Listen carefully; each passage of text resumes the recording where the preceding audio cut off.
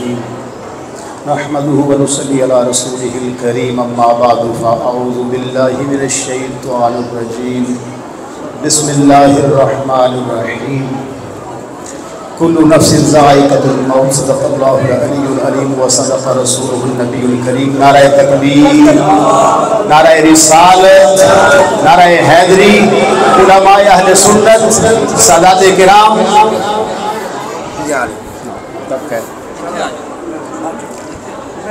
ہم سب کی انتہائی خوش بختی ہے کہ اسٹیج پر سادات کرام کے پرنور چہرے جلوہ افروز ہیں. یہ ہم سب کے ساتھ ساتھ مرحوم کی بھی خوشخبری ہے. عبدالرزاق صاحب مرحوم مغفور احباب آپ جانتے ہیں کہ آج ہم حاجی عبدالرزاق صاحب کے چہلم کے موقع پر نبی کریم علیہ السلام کی محفل میلاد مصطفیٰ سجا کے بیٹھے ہیں. اور آج پھر چونکہ ہم مسلمان ہیں ہمیں اس بات کا علم ہے کہ جو سوگ ہے اس کی مدت 3 دن ہوتی ہے. سوگ کی مدت کتنی ہے؟ بولیے 3 دن. لیکن دعا کی کوئی مدت نہیں ہے. دعا کا سلسلہ ساری زندگی جاری رہنا چاہیے. اور آج ہم دعا کے لیے جمع ہوئے ہیں. لیکن پھر بھی مرحوم کے صاحبزادگان میری مراد برادرم قاسم مغل صاحب، ہاشم مغل صاحب اور انتشام بھائی اور میرے محترم حاجی یاسین صاحب، محترم ہمارے بزرگ محمد امین مغل صاحب اور سادات کا میں دوبارہ پھر شکر گزار ہوں کہ انہوں نے اس محفل میں جلوہ گری فرما کر لجپالی کا ثبوت دیا ہے. یہاں ویسے ہی کوئی پیر سیال لجپال کا غلام بیٹھا ہوا ہے، کوئی چشتی ہے، کوئی قادری ہے، کوئی نقشبندی ہے، کوئی سہروردی ہے. تو میں بالکل اپنے گفتگو کا آغاز کر رہا ہوں. آج سوشل میڈیا کے ذریعے جتنی ہدایت پھیل رہی ہے، جتنا نور پھیل رہا ہے، مجھے کہنے کی اجازت دیجیے اتنی گمراہی بھی پھیل رہی ہے، اتنا اندھیرا بھی پھیل رہا ہے. اور انگوٹھی ہو نا مندری سونے کی تو ہر بندہ فیصلہ نہیں کر سکتا کہ یہ 22 کیرٹ ہے، 24 کیرٹ ہے، یہ پیتل ہے یا سونا ہے. سلطان باہو کہتے ہیں رحمہ اللہ، نظر جنہ دی کیمیا ہوئے وہ کیوں مار نہ پا رہا ہوں. تو پتہ چلا سنار یہ فیصلہ کرے گا کہ سونے کی مندری ہے کہ پیتل کی ہے، 22 کیرٹ کی ہے کہ 24 کیرٹ کی ہے. وہاں نہ مفتی صاحب کام آئیں گے، نہ MBBS ڈاکٹر کام آئے گا، نہ حکیم صاحب کام آئیں گے. میرے اللہ نے جیسے چاہا کائنات کا نظام بنایا، ہر دوسرے کو ایک دوسرے کا محتاج بنایا. جب خوشی کا موقع آئے ہم بندوں سے ملاقات سے کرتے ہیں. ہم اس اجتماع کے لیے، اس فنکشن کے لیے، غمی کا موقع آئے اس فنکشن کے لیے کیا کرتے ہیں؟ لوگوں سے ملتے ہیں. کھانا پکانے کوئی آ رہا ہے، کوئی انتظام کر رہا ہے، کوئی انتظام کر رہا ہے. وہ کسی نے کہا تھا نہ ہوتی کوئی مجبوری تو ہر بندہ خدا ہوتا. پتہ چلا یہ مجبوریاں اس بات کا احساس دلاتی ہیں کہ میں خدا نہیں بندہ ہوں. تو اگر پیتل اور سونے میں جب تو نے جانچنا چاہا اور 22 اور 24 کیرٹ کو تو نے جاننا چاہا تو تو نے کہا سونار کے پاس جاؤں، لوہار کے پاس نہیں جانا. اور میں نے کہا جب قرآن کو سمجھنا ہو، جب قبلہ حدیث کو جاننا ہو تو پھر کیا خیال ہے کس کے پاس جانا پڑے گا؟ پھر اللہ قدوس نے نبی علیہ السلام کے نوکر انہیں علماء کہہ دیجئے، انہیں صوفیاء کہہ دیجئے، انہیں فقہاء کہہ دیجئے، ان کے پاس جانا پڑے گا. میں ایک حدیث پاک پیش کر رہا ہوں، مشکاۃ شریف میں موجود. اگر توجہ سے اس لیے سننا ہے کہ قول رسول علیہ السلام ہے. میں تو طالب علم اور آپ کا چھوٹا بھائی ہوں. توجہ، عبداللہ بن عباس اس کے راوی ہیں. میرے آقا علیہ السلام کا فرمان نقل کرتے ہوئے فرماتے ہیں کہ آقا نے فرمایا کیا؟ المیت فی القبر الا کالغریق المتغوص. میرے نبی نے کہا جب تم میت کو قبر میں دفنا دیتے ہو اس کا حال کیا ہوتا ہے؟ جیسے کوئی پانی میں غوطے کھا رہا ہو، جیسے کوئی ڈوب رہا ہو. اور اگلا نقطہ اہل سنت آپ کو مبارک ہو، قیامت تک کے لیے کائنات مکمل ہو سکتی ہے، قیامت آ سکتی ہے، ہمارا ایمان ہے. لیکن نجدیت سے، خارجیت سے، کوئی مائی کا لال نجد سے لے کے بھارت تک اس حدیث کا انکار نہیں کر سکتا، اس کے مفہوم کا انکار نہیں کر سکتا. فرمان کس کا ہے؟ امام الانبیاء کا ہے. بات کس کی ہے؟ مومن کی ہے. توجہ چاہوں گا. فرمایا بے شک جو مردہ ہے وہ قبر کے اندر اس حال میں ہوتا ہے جیسے بندہ ہوتے کھا رہا ہو. بات تو ٹھیک. آگے فرمایا یانتظر دعوتاً. توجہ، حدیث پاک باتیں نہ کیجیے پلیز، چھوڑ دیجیے، سارا کچھ چھوڑ دیجیے، باتیں کریں. यंतज़िरु दावतन, मेरे नबी ने कहा वो मुर्दा जिसे तुम मुर्दा कहते हो वो तो कब्र में दुआ का इंतजार कर रहा है। वो मैंने कहा जो इंतजार करे वो मुर्दा नहीं होता। हदीस है यंतज़िरु दावतन, मेरे नबी दुआओं का इंतजार करता है। ये भी बताया कि दुआ का इंतजार किसका है, ये समझिए। नबी पाक ऐसा फरमाते हैं मिन अबिन और उम्मिन और अखिन और सदीकिन, 4 लोगों की दुआ का कब्र में इंतजार कर रहा है। सबसे पहले अपने बाप की दुआ का, उसके बाद अपनी माँ की दुआ का, उसके बाद अपने भाई की दुआ का, उसके बाद अपने उस दोस्त की दुआ का। दोस्त के साथ रहा करता। रूमी कहते हैं सोहबते साले तुरा साले कुनत, सोहबते ताले तुरा ताले कुनत। नेकों की सोहबत बंदे को नेक बनाती है, बदों की सोहबत बंदे को बद बनाती है। अब जिस यार को दुआ ना करनी आए वो क्या दुआ करेगा? पता चला यारी भी लगाओ तो उससे लगाओ जो तुम्हारे जाने के बाद तुम्हारे लिए दुआ करने का सलीका जानता हो।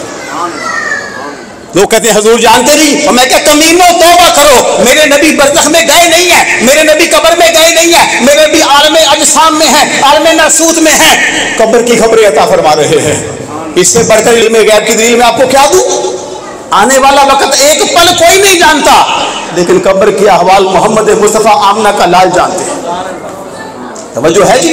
फरमाया बाप की, माँ की, भाई की, दोस्त की दुआ का इंतजार कर। तवज्जो, मेरे आका अलैहि फरमाते हैं बाप या माँ या भाई या दोस्त जब दुआ करता है उसको वो दुआ कब्र वाले को इतनी अजीज होती है, तूने दुआ की थी छोटी सी, मेरे अल्लाह ने कामसाल जिबाल, पहाड़ों के बराबर बना के उसे कब्र में दाखिल फरमाया। वो रब है जिसने ज़ाहिरी आंखें काफिर को भी दी हैं, मुशरिक को भी दी हैं, मुनाफिक को भी दी हैं, अबू लहब को भी दी हैं, उतबा को भी दी है। वो रब है। बारकल्लाहु फिक। बात समझ आ रही है आपको? वो रब है, हमने थोड़ा सा बड़ा था, रब ने पहाड़ के बराबर दाखिल किया। और मेरे आका अलैहि ने आखिर पे हदीस का मुकम्मल फरमाई तो बड़ा कमाल का नुक्ता बयान फरमाया। लोग कहते हैं साले सवाब कहाँ लिखा है, और मैंने कहा उठाइए, कुरान में है, बुखारी में है, मुस्लिम में है, मिशकात में है, इमाम बैकी की शोबुल ईमान में है। तुम देखने वाले बन जाओ, हम दिखाने वाले बन जाते हैं, क्योंकि हम गुलाम उनके हैं जो दिखाने पे आए तो खुदा दिखा देते हैं। फरमाया इन हदियत, ठीक है, इन हदियत अल अहियाई इलल अमवात, मेरे आका फरमाते हैं बेशक जिंदों की तरफ से जो मुर्दों का हदिया है वो है क्या? अल इस्तिगफारु लहुम, उनके लिए बख्शिश की दुआ मांगना। ये तो हुजूर ने फरमाया कि मुर्दे को अपना प्रॉपर्टी चाहिए, ना मकान चाहिए, ना जायदाद चाहिए, ना कोई हिस्सा चाहिए, ना उसको नवाज चाहिए, ना उसको हज चाहिए, क्योंकि वो मुकल्लफ था तो दुनिया में था, अब कब्र में चाहिए तो बख्शिश की दुआ चाहिए। एक और हदीस बात पेश कर रहा हूँ, तवज्जो। शरह सदूर में इमाम सयूती रहमहुल्लाह लिखा क्या, मेरे आका फरमाते हैं लोगों को पता नहीं क्या हो गया, वो इस उम्मत को अजाब में मुब्तला करना चाहते हैं, मेरा नबी जन्नत अता करना चाहता है। देखो हुजूर जन्नत अता करना चाहते हैं। ये बदबख्त मोतज़िला, ये बदबख्त खारजी, आप समझ रहे हैं, आपने पढ़ा हुआ है, मोतज़िला, ये खारजी और ये नजदी दोज़ख में लेके जाने के चक्कर में पड़े हुए हैं। नहीं, ये मंशा खुदाबंदी नहीं है। उठाइए वो हदीस पाक जिसका मफहूम ये है, लोग कहते नबी जानता नहीं, मैंने कहा तौबा करो, तुम्हारे सीने में ईमान का नूर होता तुम ऐसी बात ना करते। फिर तवज्जो चाहूंगा, हदीस का मफहूम मैं वो पहली शरह सदूर की इस बात में पढ़ता हूँ। मेरे आका अलैहि फरमाते हैं हम आदम अलैहिस्सलाम से लेके ईसा अलैहिस्सलाम तक सारे अंबिया के मानने वाले जो साहिबे तौहीद होंगे, मैं जन्नत होगी, जन्नत में रब ने उनके लिए सिर्फ 40 सफ़ों का इंतजाम किया है। बोलिए कितने का? और मैंने कहा यहाँ से भी 40वां साबित होता है, अल्लाह चाहता तो 41 कर ले। 40 सफ़े पूरे अंबिया के मानने वालों के लिए। अहले सुन्नत आपको मुबारक हो, मेरे आका फरमाते हैं 80 सफ़े रब ने जन्नत में फकत मेरी उम्मत के लिए मखसूस कर रखे। बात की समझ आ रही है? अब ये अल्लाह की मर्जी है, अल्लाह चाहता तो 20 करता पर नहीं की। उसको पता है ये अंबिया के इमाम की उम्मत है, रसूलों के सरदार की उम्मत है, ये वो महबूब की उम्मत है जिसकी खातिर मैंने कायनात को पैदा किया। अंबिया को नबूवत दी है, रसूलों को रिसालत दी है।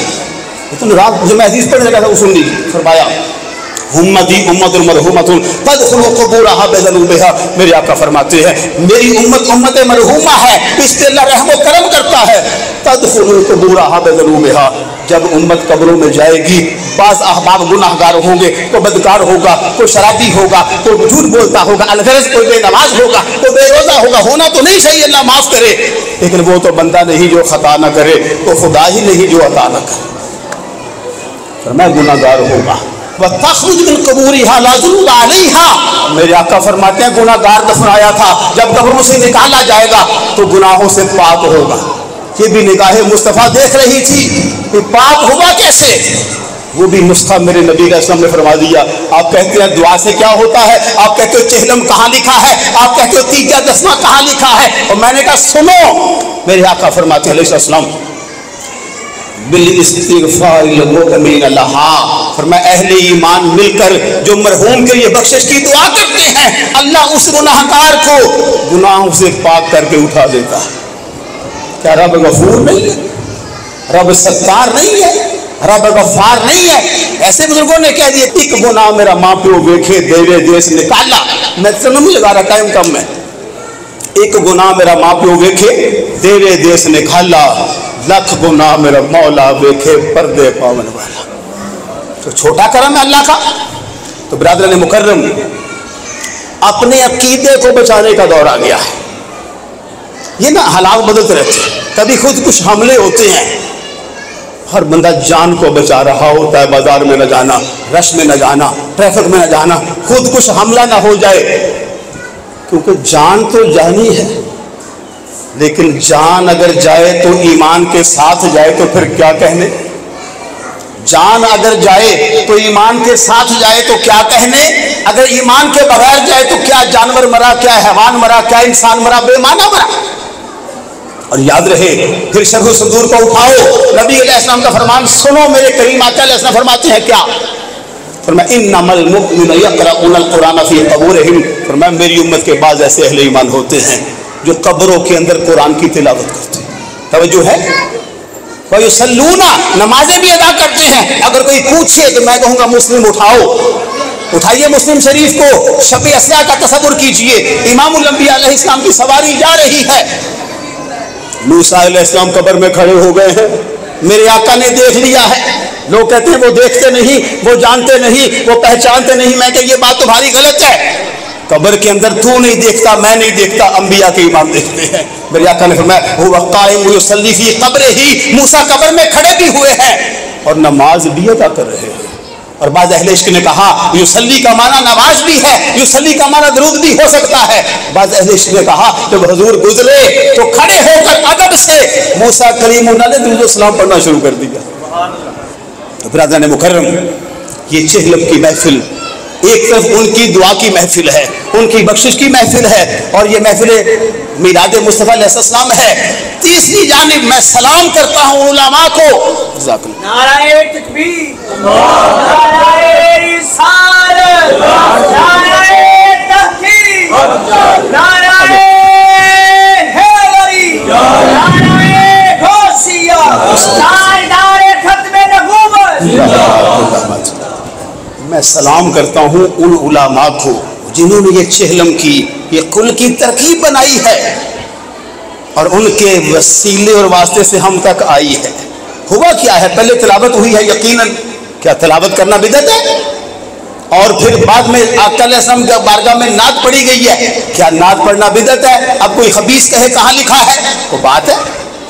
نعت تو وہ ہے بارگاہ رسالت کا شاعر ہے، کم و بیش 70 سے 80 صحابہ نعت وہ شاعر ہیں، ان میں ایک حسان بن ثابت ہیں جن کو میرے آقا علیہ السلام نے فرمایا اے حسان، جب تو ہجو کرتا ہے کفار کی، مشرکین کی، رب جبریل کو بھیجتا ہے تیری مدد کے لیے آ جاتا ہے، آج تو رسول اللہ کے منبر پہ بیٹھ کر کفار کی ہجو کر، شان مصطفیٰ بیان کر، محمد مصطفیٰ زمین پہ بیٹھ کے سنیں گے۔ نعت تو یہ چیز ہے۔ اس کے بعد جو کھانا کھلایا جاتا ہے، اٹھائیے حدیث کی بخاری شریف کی کتاب اٹھائیے، حدیث نمبر 12 کو نیٹ پہ کھولیے، توجہ، بخاری شریف پڑھنے لگا ہوں، چھوٹی حدیث ہے، مختصر، توجہ۔ صحابی کہتے ہیں ای الاسلام خیر، اللہ کے رسول بہتر اسلام کون سا؟ میں نے کہا اس سے بہتر تو ہے کوئی نہیں، میرے نبی سے اعلیٰ نبی کوئی نہیں، میرے آقا سے اعلیٰ کوئی رسول نہیں، میرے آقا پر اترنے والی قرآن کتاب سے اعلیٰ کتاب کوئی نہیں، دین اسلام جیسا دین کوئی نہیں، ایسی امت جیسی امت کوئی نہیں۔ پھر بھی صحابی نے کہہ دیا ای الاسلام خیر، اللہ کے رسول بہتر اسلام کون سا؟ سنیے جواب، ہو سکتا تھا کہ قال الاسلام، اسلام ہی بہتر ہے، پر نہیں یہ نہیں فرمایا، جو جواب آیا ہے اس میں میلاد کا بھی ثبوت ہے، 11ویں کا بھی ثبوت ہے، تیجے کا بھی، ساتھے کا بھی، 10ویں کا بھی، 40ویں کا بھی، سلام ختم کا بھی ثبوت ہے، عرس پاک کا بھی ثبوت ہے۔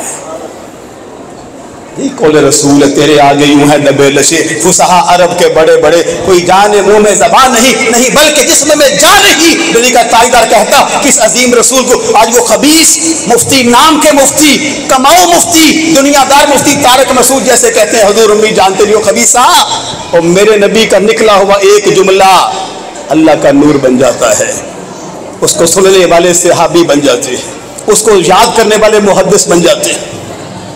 کدھر کو تم جا رہے، کدھر کو جا رہے؟